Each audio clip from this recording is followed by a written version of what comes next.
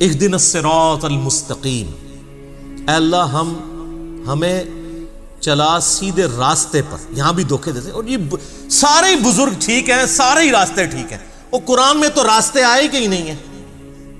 قرآن میں گمراہی جمع کے صیغے سے آئی ہے، ہدایت ہمیشہ سنگولر کے صیغے سے۔ ظلمات آیا گمراہی کے لیے، نور آیا، انوار نہیں آیا۔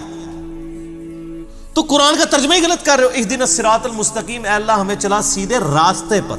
صراط الذین انعمت علیہم، راستہ ان لوگوں کا، راستے نہیں۔ وہ کہتے ہیں چاروں ہی حق پہ ہیں، پانچوں ہی حق پہ ہیں، سارے ہی ٹھیک ہیں۔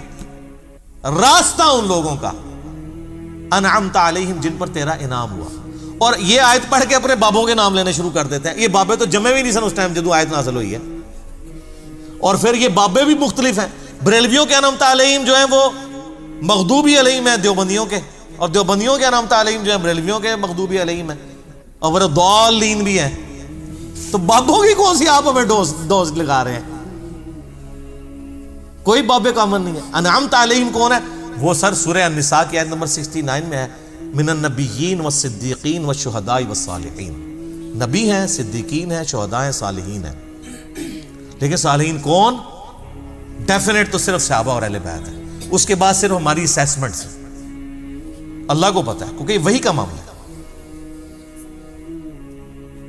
تو راستہ، اور وہ راستہ کس کا ہے؟ اچھا، راستہ اللہ کی طرف سے کسے عطا ہوتا ہے؟ بابے کو یا پیغمبر کو؟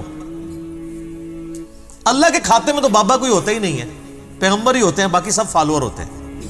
لیڈر ایک، یہاں تو ان کو انہوں نے لیڈر بنا دیا ہوا نا، یہ فالوور تھے۔ اور وہ سر مسند احمد میں صحیح سند سے حدیث ہے، مشکات کی آپ کو پہلی جلد میں ملے گی۔ نبی علیہ السلام نے زمین پہ ایک لکیر کھینچی، ارد گرد ٹیڑھی لکیریں کھینچی، اور آپ نے وہ سیدھی لکیر پر انگلی رکھ کے سورہ الانعام کی آیت پڑھی، وَأَنَّ هَذَا صِرَاطِي مُسْتَقِيمًا، اور یہ کہ یہ ہے سیدھا راستہ جو میرا ہے، جو بالکل سیدھا ہے، مستقیم ہے، اسی کی پیروی کرو، ادھر ادھر کے راستوں کی پیروی مت کرنا، وہ تمہیں بہکا دیں گے۔ یہ ہے وہ چیز جس کی اللہ تمہیں وصیت کرتا ہے۔ یہ آیت آپ علیہ السلام نے پڑھی اور اپنے راستے کو کہا یہ سیدھا راستہ ہے۔ تو سیدھا راستہ نبی علیہ السلام کا ہے، انعام یافتہ لوگوں کا راستہ نہیں ہے سیدھا، وہ تو بیچارے خود راستے پہ چل رہے ہیں۔ یہ کہتے ہیں ان کے پیچھے چلے، نہیں نہیں نہیں نہیں، ان کے پیچھے نہیں، اس راستے پہ چلنا ہے جس راستے پہ وہ چل رہے ہیں۔ ان کے پیچھے نہیں چلنا، نبی علیہ السلام کے پیچھے چلنا ہے، کیونکہ وہ تو پھر آپ خود ہی میں سناتے ہیں، شیخ عبد القادر جیلانی کے پاس شیطان آیا، اس نے کہا عبد القادر تیری ساری نمازیں معاف ہیں جی۔ تو کہنا جی عبد القادر جیلانی نے لا حول ولا قوت الا باللہ پڑھا اور کہا تو شیطان ہے، تو اس نے جاتے جاتے پھر وار کیا، اس نے کہا تجھے تیرے علم نے بچا لیا، تو ان کا نہیں، مجھے اللہ کے فضل نے بچایا۔ تو کہتے ہیں وہ ایک نورانی شکل میں آیا تھا، تو وہ کہنے لگا میں تیرا رب ہوں، اور پھر اس نے کہا کہ تیرے اس مقام پہ پہنچے ہوئے 70 غوث میں نے ورگلا دیے۔ تو ہم کہتے ہیں غوث تو آپ کہتے ہیں سب سے بڑا اونچا مرتبہ ہوتا ہے، وہ 70 غوث جس شیطان نے ورگلا دیے اس کو کیوں نہیں پیر مانتے؟ اور وہ جو 70 غوثوں کے ماننے والے لاکھوں مرید تھے، وہ تو کہہ رہے تھے ہمارے بزرگ ہمیں بخشوائیں گے، وہ بزرگ تو خود اللہ کے فضل سے دوزخ پہنچے ہوئے ہیں، وہ شیطان نے ورگلا دیا، تو تسی کتنے جاؤ گے؟ تو سر پیروں نو پھڑو جنہوں اللہ نے تہاڈا پیر بنایا، ما ضل صاحبکم وما غوا، تمہارے نبی نہ کبھی بہک کے ہیں نہ کبھی بیرا چلے ہیں، اس کو پیر مانو۔ سناتے خود ہیں اور انجینئرنگ پھر جب ہم کرتے ہیں ان کو سمجھ آتی ہے ہمارے ساتھ ہو کیا گیا۔ پھر اس کا غوثوں کا تو اعتبار ہی کوئی نہیں، 70 غوث جو رگڑے گئے نے، تو باقی کا کیا اعتبار ہے؟ تو نبی علیہ السلام کو اپنا امام مانے۔ تو صراط الذین انعمت علیہم نبی علیہ السلام کا راستہ۔ اچھا، بخاری مسلم میں ایک حدیث ہے، ایک صحابی حاضر خدمت میں، یا رسول اللہ قیامت کب آئے گی؟ فرمایا کو تیاری کی ہے؟ کہ یا رسول اللہ بس موٹے موٹے فرض ہی پورے کرتا ہوں، زیادہ کوئی باتیں نہیں میرے پاس۔ یعنی باتوں سے مراد یہ نہیں ہے کہ نماز ہی نہیں پڑھتا ہوں، یعنی نفلی باتیں نہیں ہیں، کوئی نفلی روزے نہیں رکھتا، بہت تہجد اشراقیں نہیں پڑھتا، موٹا موٹا جو فرض دین ہے اس پہ چلتا ہوں، البتہ میں اللہ اور اس کے رسول سے محبت کرتا ہوں۔ تو نبی علیہ السلام نے فرمایا پھر اللہ اور اس کے رسول تیرے ساتھ ہوں گے۔ انس ابن مالک کے بخاری مسلم میں الفاظ ہیں کہ ہمیں اسلام لانے کے بعد پوری زندگی حضور کے کسی فرمان سے اتنی خوشی نہیں ہوئی جتنے اس فرمان سے ہوئی کہ جو اللہ اور اس کے محبوب سے محبت کرتا ہے، اللہ اس کا محبوب اس کے ساتھ ہوں گے۔ اور پھر انس ابن مالک کے الفاظ ہیں بخاری کے اندر، اے اللہ میں رسول اللہ سے، ابو بکر سے، عمر سے محبت کرتا ہوں، گو میرے اعمال ان کے والے نہیں ہیں، لیکن پھر بھی تو قیامت والے دن مجھے ان کا ساتھ نصیب فرمانا۔ ہم بھی اللہ سے دعا کرتے ہیں کہ اللہ تعالیٰ قیامت الدن ہمیں نبی علیہ السلام، صحابہ کرام اور اہل بیت کا ساتھ نصیب فرمائے، آمین۔ تو یہ وہ لوگ ہیں انعمت علیہم، یہ انعمت علیہم پڑھ کے باپوں کے نام لینے شروع کر دیتے ہیں، فلانے علی سرکار، کاں علی سرکار، کتیاں علی سرکار، کوڑے علی سرکار، پتہ نہیں کیا کیا یار۔ میں کہتا ہوں جن کو بزرگ کلیم کر رہے ہیں ان سے نماز سنیں نا، یہ تجوید کے ساتھ نماز، ترجمہ تو آتا ہی نہیں ہے، تجوید کے ساتھ نماز بھی نہیں آپ کو سنا سکتے، جس میں عین، حا، غین، قاف، ثا، سین، صاد، ذال اس کا فرق کر سکے۔ یہ آپ شروع کریں گے کہ نہیں یہ تو انہوں نہیں آتا ہوئے گا، اور پھر کلیم کر رہے ہیں کہ آپ کو رسول اللہ تک پہنچائیں گے جو خود نبی علیہ السلام سے کوسوں دور ہے۔ انعمت علیہم پھر کون ہوئے؟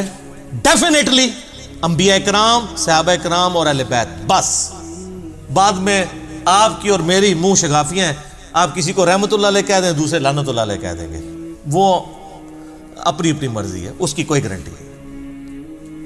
صراط الذین انعمت علیہم غیر المغضوب علیہم ولا الضالین، آمین۔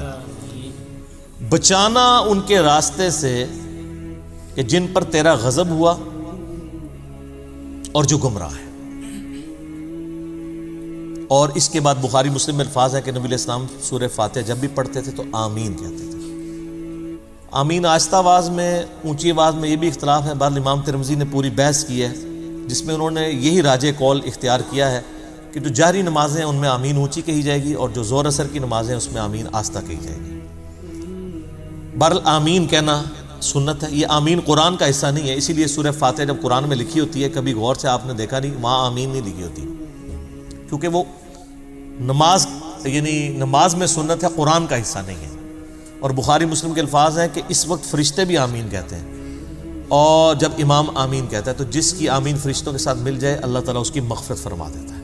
اسی لیے اس چیز کا اہتمام کیا جاتا ہے کہ آپ ولضالین سے پہلے شامل ہو جائیں۔ تو یہ غیر المغضوب علیہم ولا الضالین، اس میں تعویل خاص کے اعتبار سے تو ظاہر ہے کہ جو نبی علیہ السلام کی امت سے پہلی امتیں جو گمراہ ہوئی ہیں، جن پر اللہ کا غضب ہوا، وہ تو قرآن پھر ہمیں بتاتا ہے ضربت علیہم الذلہ والمسکنہ، یہودیوں کے بارے میں کہ اللہ تعالیٰ نے ان کو بندر اور خنزیر بنا دیا، کونوا قردۃ خاسئین، ان پر ذلت اور رسوائی اور غریب الوطنی مسلط کر دی، وہ آج تک مسلط ہے۔ اور ضالین گمراہ ہوئے لوگ وہ نصارہ ہیں کہ جن کے پاس یعنی سب کچھ شغف تھا معاملات میں، لیکن غلو کیا دین کے معاملے میں، گمراہی کا راستہ اختیار کیا، باتیں بہت کی، حضرت عیسیٰ کو مانا لیکن ان کو ڈیوینٹی میں کلیم کر دیا۔ یہودیوں کا مسئلہ تھا، یہ اہل علم تھے، اس کے باوجود جان بوجھ کر انہوں نے گمراہی کا راستہ اختیار کیا۔ آپ کو پتہ کتنے ہیلے بہانے یہ کرتے تھے، اس لیے اللہ نے کہا یہ مغضوب علیہم ہے، ان پہ اللہ کا غضب ہوا ہے، لعنت ہوئی ہے۔ سورہ نساء میں آتا ہے نا کہ لعنتی ہیں یہ۔